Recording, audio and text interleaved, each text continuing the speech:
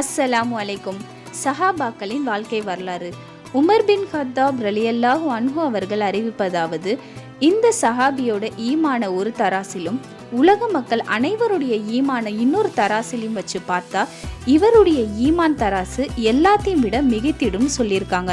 சுபஹானல்லாஹ். மேலும் நபிகள் நாயகம் ஸல்லல்லாஹு அலைஹி வஸல்லம் அவர்கள் என்ன சொல்லியிருக்காங்கன்னா, சொர்க்கத்திற்கு 8 வாசல், ஒவ்வொரு வாசல் வழியாகவும் ஒவ்வொரு சிறப்பு வாய்ந்தவர்கள் அழைக்கப்படுவாங்க. தொழுகையாளிக்கு ஒரு வாசல், நோன்பாளிக்கு ஒரு வாசல், ஷஹீதானவர்களுக்கு ஒரு வாசல். ஆனா 8 வாசல் வழியாகவும் அழைக்கக்கூடிய ஒரே ஒரு பெயர்தான், அவர்தான் அபூபக்கர் சித்திக் ரலியல்லாஹு அன்ஹு அவர்கள். இன்ஷா அல்லாஹ் அவர்களை போன்று நம்மளும் ஈமானில் பலம் உள்ளவர்களாக இந்த ரமலான்ல இருந்து இருக்க முயற்சி செய்வோம். அது வரைக்கும் உங்களுடைய துவாக்கல்ல எங்களையும் நினைச்சுக்கோங்க. அஸ்ஸலாமு அலைக்கும்.